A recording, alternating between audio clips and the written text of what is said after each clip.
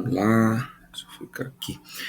Gente, a paz do Senhor, boa tarde. Eu quero gravar essa pré-aula, conforme eu havia comentado com vocês na reunião, em formato de vídeo, por enquanto, e dependendo de como for o andar aí da carruagem, a gente pode expandir para outros meios, como Google Meet, para que tenha interação, também presencial, não sei, a gente pode tentar fazer isso um pouquinho mais para frente, tá? Estou começando com a lição dos adultos, a lição de número 5, do dia 1º de fevereiro, tá? Domingo próximo.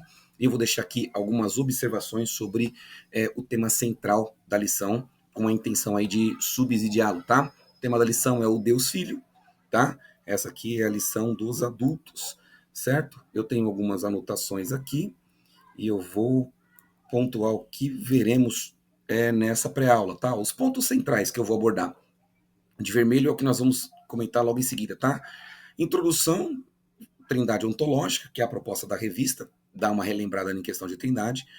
Segundo tópico, a divindade do Filho, a centralidade do Deus Filho e a sua missão redentora, tá? A introdução, ele já começa na leitura com uma revisão aí do conceito de trindade.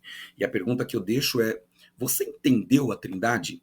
Né? É claro que é uma pergunta retórica onde ninguém consegue compreender na sua totalidade a trindade, mas nós podemos, diante do que está revelado, entender um Deus plural, que ele se revela em 3 pessoas, né? Pessoa do Pai, pessoa do Filho e a pessoa do Espírito Santo. Não são 3 deuses, são 3 pessoas que revelam um único e exclusivo Deus.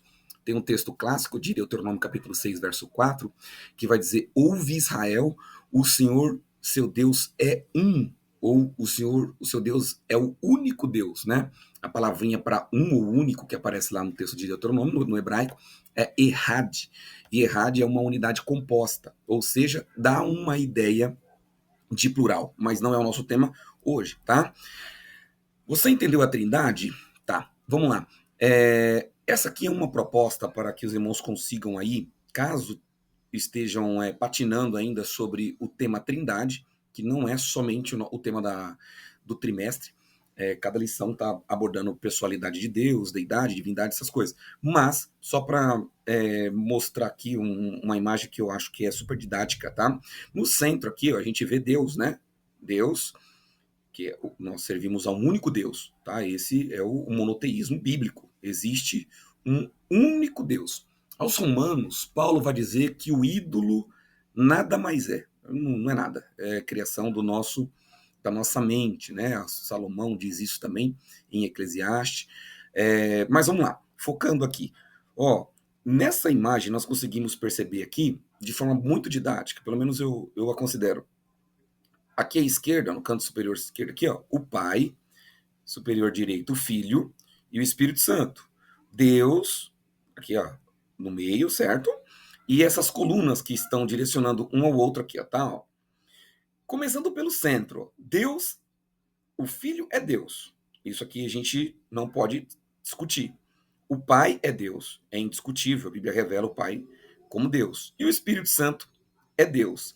Claro que quando nós falamos que o Filho é Deus e o Espírito é Deus, isso foi discutido nos anais da história. Até o século V houve concílios da igreja que esses temas foram muito debatidos, que a gente vai abordar um pouquinho mais para frente, tá? Ao mesmo tempo que o Pai é Deus, o Pai não é o Filho. O Filho não é o Espírito não é o Pai. E o que é essa imagem, por assim dizer, ela quer comunicar? Ela quer comunicar que Deus, ele subsiste em 3 pessoas distintas. O Pai é uma pessoa, o Filho uma pessoa e o Espírito Santo é uma pessoa. Cada uma dessas pessoas, ainda que distintas umas das outras, elas são iguais em poder, em divindade, em autoridade. O Pai não é maior que o Filho não é maior que o Espírito não é maior que o Pai.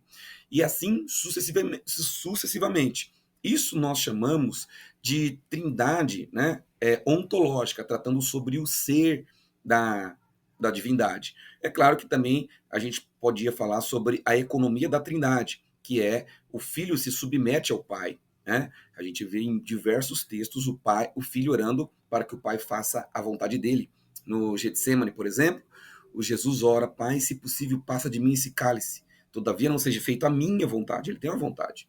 mas seja sua. Então, por conta do plano da redenção, o filho se submete ao plano do pai. É ele quem executa esse plano. E o Espírito Santo é aquele em quem aplica essa obra redentora nos corações dos pecadores, tá? O segundo ponto aí, que é um cerne da lição, fala sobre a divindade do Filho. Como na imagem eu coloquei sobre a Trindade, nós não podemos negar que o Filho é Deus.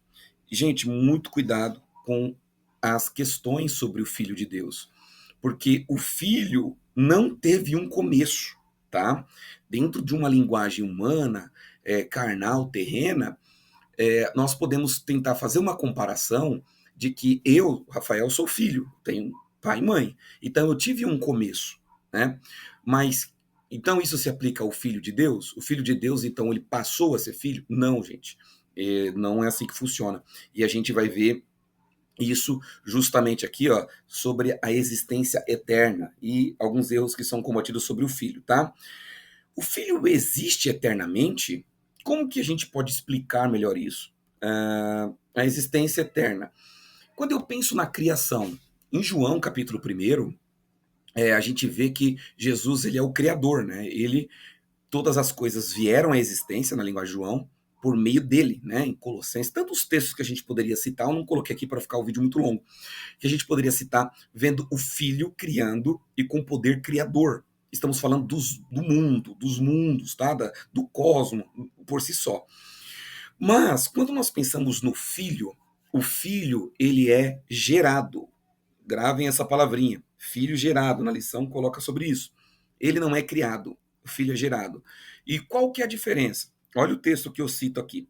Antes da fundação do mundo, né? 1 Pedro 1,20. Diz o texto, o qual, na verdade, em outro tempo foi conhecido ainda antes da fundação do mundo. Gente, fundação do mundo, ou criação do mundo, teve um princípio. Em Gênesis a gente lê o princípio. Jesus, ele é filho de Deus antes da fundação do mundo. Ou seja, para que o mundo fosse criado, precisou de matéria, precisou de espaço, precisou que um criador tivesse ali para fazer. E ele é o criador de tudo isso. O texto de 1 Pedro, como o de João capítulo 1, vai mostrar que ele já estava a criar, ou seja, ele antecede a criação. E quando a gente fala de criação do mundo, o tempo em que nós vivemos, esse cromos, é diferente de eternidade. A eternidade é um estado de tempo em que a gente não consegue mensurar. Temos uma dificuldade para pensar em eternidade. Como é a eternidade? É uma eterna manhã, é uma eterna tarde, uma eterna noite? Como que funciona? Mas quando a Bíblia fala de eternidade, fala de um tempo pleno, um tempo sem fim, infindo, tá? O, Nós tivemos um começo. O dia, vou dar o exemplo do dia, manhã, tarde e noite, tem começo e tem fim, o sol, o nascente, o poente do sol e tal. Mas quando nós pensamos na criação, eu tenho que entender que o filho já estava lá. Então, se o tempo também foi criado por Deus, eu tenho que entender que o filho está antes do tempo. Então não tem como ter um começo do filho. Se o pai é eterno e o filho é gerado na eternidade, o filho não tem começo, porque ele participa da divindade, ele faz parte da divindade, ele não é diferente da divindade, ele não passou a ter um começo, tá? O texto continua dizendo, foi manifestado nesses últimos tempos por amor de vós. O 1 Pedro 20, que dentre tantos textos, esse é um texto que fala muito bem aí sobre a geração do filho. Irmãos, por que nós temos que abordar essa questão do filho gerado? Erros grosseiros sobre a natureza de Jesus, sobre a sua divindade, foram expostos nos concílios primeiros da igreja, tá? Em 325, concílio de Nicéia, 381, concílio de Constantinopla, tem o credo dos apóstolos e tal, que em Nicéia e Constantinopla ele é um pouco expandido. Enfim, essa questão histórica aí depois vocês pegam com um pouquinho mais de calma, caso surja dúvidas, podem interagir comigo, tá? Então, eu vou passar um pouquinho aqui para vocês verem, ó, que existem pelo menos duas grandes duas grandes fontes de heresias, por assim dizer, nos primeiros 5 séculos da igreja. Tem mais, gente, mas esses dois são dois que merecem ser pontuados. O primeiro é esse arianismo, né? É, na teologia ariana, ele entende que o filho foi criado. E qual que é o problema disso daqui? É que passa a divindade do filho de Deus ser comprometida. Por quê? Porque Deus ele não tem começo. Deus é incriado. Deus ele é autoexistente, ele existe por si mesmo, antes de todas as coisas, ele subsiste eternamente, ele é sempre eterno. Então, se eu falo que o filho foi criado, eu eu colido com o conceito trinitário que nós tentamos explicar naquela imagem anteriormente. Eu entendo que se o filho é Deus e Deus teve um começo, eu passo a ter um nó, eu tenho que negar a divindade do filho, uma vez que a Bíblia é cheia de referência de que o filho é Deus. Por exemplo, quando Jesus ressuscitou, ele aparece para os discípulos na ausência de Tomé, Tomé fica sabendo, e ele fala: se eu não colocar a mão no seu lado, se eu não ver os furos, eu não acredito. Jesus então aparece mais uma vez, após a ressurreição, e fala para Tomé: Tomé, coloque a mão aqui no meu lado. Tomé, olha aqui as marcas. E ele reconhece, né? Olha que contraste, ele é o incrédulo, né? Ele não crê. Mas depois que ele vê, ele fala: Senhor meu e Deus meu. Ele reconhece Jesus como Deus, tá? Tanto esse texto como outros, nós vemos a divindade de Jesus ser exposta, tá? Então, quando pensamos no arianismo aqui, Concílio de Nicéia, gente, 325, resolveu esse problema aqui, tá? Tem um outro problema que é o apolinarismo, que nega a completude da pessoa de Jesus, ou seja, nega a humanidade de Jesus. Jesus foi plenamente homem, como alguns gostam de dizer, 100% homem? Sim. E ele também foi plenamente divino, ou 100% divino. Na pessoa de Jesus acontece um grande milagre, que é a união das duas naturezas, a natureza humana com a natureza divina. A união, esse milagre que a gente chama da união hipostática, a união das duas naturezas, só existiu em Jesus e não vai se repetir isso para mais ninguém. O plano da redenção exigiu que ele fosse plenamente homem e plenamente Deus. Como Deus, ele faz com que esse sacrifício seja perfeito, pois dentro de uma linha de sacrifício da antiga aliança, todos eles eram imperfeitos e era apenas a sombra de um sacrifício pleno, que o autor aos Hebreus coloca isso de uma maneira muito decisiva, que as coisas que aconteceram no Antigo Testamento eram apenas sombras. O sistema sacrificial apontava para um sacrifício perfeito, que era o sacrifício de Jesus. Então, ele precisava ser divino porque ele é perfeito. Todos os outros sacrifícios não eram perfeitos. Caso fossem, não existiria necessidade da vinda do Filho de Deus e do seu sacrifício. Outros sim. Quando pensamos na sua natureza plena, Jesus era pleno como eu e você somos plenos. Por exemplo, entendemos que o ser humano ele é composto de matéria, corpo, e uma parte material e uma parte imaterial, que no caso é o espírito, para nós que acreditamos na tricotomia, na divisão do ser em corpo, alma e espírito, o homem possui um espírito, uma alma e o corpo. Jesus possuía um espírito, uma alma e o corpo? O Apolinário, uns séculos atrás, entre o século III e IV, século IV mais precisamente, ele negava que Jesus tinha um espírito, assim como eu e você tem um espírito. E ele colocava que, na verdade, o Logos divino encarnou, mas isso João capítulo 1 diz, mas ele interpretava de forma errônea isso. Ele colocava que Jesus não teve um espírito como eu e você tem. No lugar do espírito foi colocado Logos, ou seja, o encarnar da divindade substituiu o espírito do homem. Só que isso foi combatido no Concílio de Constantinopla. Por quê? Porque aquilo que não pode ser representado por nós, no caso do homem completo em Jesus, não pode ser redimido. Então, o homem, ele não é só um corpo. O homem é homem por conta da sua plenitude, é, é, da sua totalidade, corpo, alma e espírito. Isso configura o homem. Se eu tirar o espírito, já não é mais homem, tá? Então, Jesus tinha um espírito? Sim. Prova disso é que quando Jesus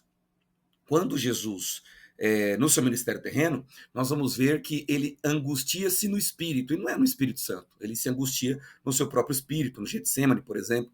Nós vamos ver Jesus orando: Pai, nas tuas mãos eu entrego o meu Espírito. Ele faz isso antes de morrer. Que Espírito é esse? É o Espírito Santo? Não, é o Espírito dele. Jesus era um homem perfeito e completo. Rafael, mas como é que fica dentro do corpo do... Irmãos, a doutrina da Trindade, da união hipostática que nós estamos tratando, das duas naturas de Cristo, é uma doutrina que nós temos que aceitar pela fé. Logicamente, matematicamente, isso é impossível de a gente compreender na sua totalidade. Até porque, se nós compreendêssemos essas doutrinas na sua totalidade, nós seríamos igual a Deus. Deus não pode ser explicado por meios matemáticos, por meios científicos. Muito pelo contrário, Deus precisa ser crido. A Bíblia é a sua revelação de forma suportável para que o pecador seja conduzido à salvação. Certo? Eu tratei aí sobre esses erros combatidos e a gente vê os credos antigos, né, os documentos que a igreja produziu em meio a esses debates e defendendo essa doutrina. Olha que curiosa essa expressão aqui, tá? Ó. Esse aqui é o credo niceno, tá? Creio em um só Deus, Pai Todo-Poderoso, Criador dos céus e da terra, de todas as coisas visíveis e invisíveis. Creio em um só Senhor Jesus Cristo, Filho unigênito de Deus, nascido do Pai antes de todos os séculos, Deus de Deus, luz de luz, Deus verdadeiro de Deus verdadeiro, gerado e não criado, tá? Consubstancial ao Pai. Eu não vou ler todo aqui, tá? Por que eu grifei aqui de vermelho gerado e não criado? Vocês der o Google aí, vocês colocam lá credo niceno, constante napolitano, e vocês vão encontrar isso aqui, tá? No Google mesmo, vocês vão achar.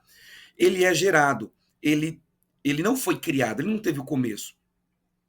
Ele faz parte dessa substância do Pai, antes dos tempos, tá? Jesus, ele subsiste eternamente. No Apocalipse, a gente vai ver essa linguagem muito bem colocada por João, quando ele coloca que ele é o alfa, o ômega, o princípio e o fim. O que era, o que é e o que há de vir. É antes de todas as coisas, tá? Então, até mesmo essa questão aqui, ó, unigênito de Deus. Deixa eu ver se eu tenho uma outra tela aberta aqui. Vamos ver aqui essa expressão unigênito rapidinho. Tem um aplicativo aqui, ó. João capítulo 1, versículo de... Peraí, errado aqui, ó. Capítulo 1, versículo de número 18. Ninguém jamais viu a Deus. O Deus unigênito que está no seio do Pai é quem o revelou, tá? Eu tenho algumas traduções aqui, eu não sei se você consegue ver, porque eu estou espelhando, né? O Deus unigênito, ninguém jamais viu a Deus, o Deus unigênito, ninguém viu a Deus, somente o Filho único, ninguém jamais viu a Deus, aqui é a NVI, tá? Já está resolvido aqui o texto grego. Tá, quando a gente pensa na palavra unigênito, ó, aqui ó, o texto grego é monogenes, né? Mono de um, genes de tipo, de genética, tá? Então aqui, olha só que curioso aqui, ó, o dicionário Strong, o grego, tá? Ó. Único do seu tipo exclusivo. Então quando a gente pensa que Jesus é o Filho único, ele é o único no sentido de que possui a mesma natureza do Pai. Único que tem a mesma natureza do Pai. Nenhum outro filho tem a mesma natureza do Pai. Nós não temos a mesma natureza do próprio Deus. Não. Nós temos a imagem e a semelhança de Deus. Isso é muito diferente. Jesus Cristo, ele era o próprio Deus. Ele partilhava, ele é consubstancial, como os credos diz, com o Pai. Ele é da mesma substância que o Pai. Então, isso aqui tem que ficar bem claro para nós, tá? Deixa eu ver aqui mais o que eu coloquei aqui. Pontos centrais aí, tá? Os erros combatidos.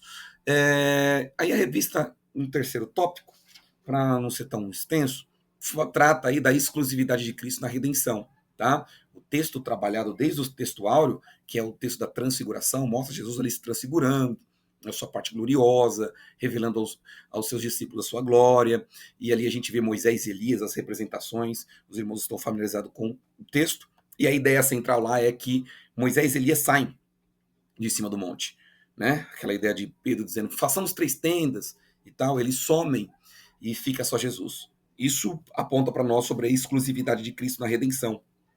Jesus Através dele, nós podemos ter a redenção, o perdão dos pecados, uma nova identidade, sermos nova criatura e ter uma esperança de que um dia seremos semelhante a ele. Essa é a promessa bíblica.